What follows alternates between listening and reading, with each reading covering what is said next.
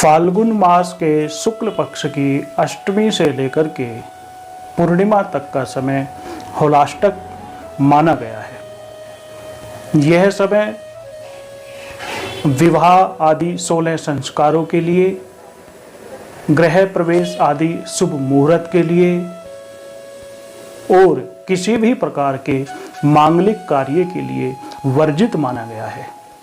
धर्मशास्त्रों में इस होलाष्टक के विषय में 2 कथाएं मुख्य रूप से प्रचलित हैं। पहली कथा शिव पुराण के अंतर्गत आती है। शिव पुराण के अनुसार तारकासुर नाम के दैत्य का वध भगवान शिव के पुत्र के हाथों होना है।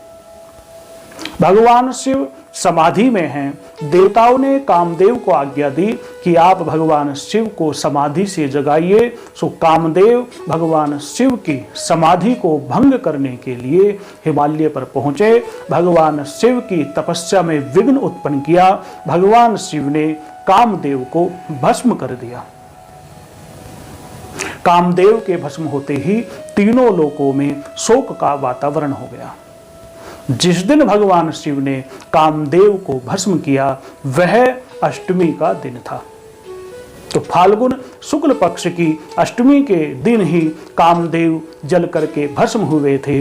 सो देवताओं ने भगवान शिव की स्तुति की तो भगवान शिव ने पूर्णिमा के दिन देवताओं को वरदान दिया कि द्वापर युग के अंत में भगवान श्री कृष्ण के अवतार के पश्चात श्री कृष्ण के पुत्र के रूप में कामदेव का पुनः जन्म होगा।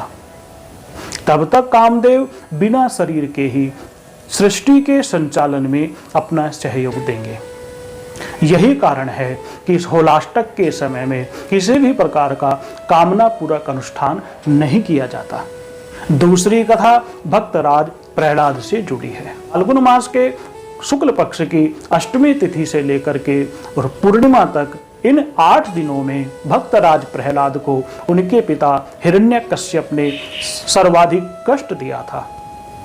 हिरण्यकश्यप की बहन होलिका, जिसे ब्रह्मा जी का यह वरदान प्राप्त था कि अग्नि के द्वारा होलिका को किसी प्रकार की कोई हानि नहीं होगी, इसी वरदान के प्रभाव को जानते हुए होलिका ने ब्रह्मा जी के वरदान का दुरुपयोग करते हुए भक्तराज प्रहलाद को अपनी गोद में लेकर के जलती हुई अग्नि में वह प्रवेश कर गई। जाको राखी साइया मार सके न कोई, जिसके भगवान रक्षा करते हैं उसका भला कौन अहित कर सकता है।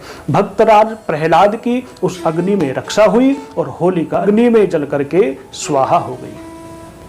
यह 2 कथाएं इस होलाष्टक से जुड़ी हुई है। धर्मशास्त्रों के अनुसार इन 8 दिन में कोई भी शुभ कार्य नहीं करना चाहिए। जिन दंपतियों की विवाह के पश्चात यह पहली होली है, उन नवविवाहित महिलाओं को यह पहली होली अपने पिता के घर रह करके मनानी चाहिए। ऐसा करने से पिता और पति दोनों के कुल में शुभता की वृद्धि होती है। गर्भवती महिलाओं को होलाष्टक के मध्य नदी को पार नहीं करना चाहिए।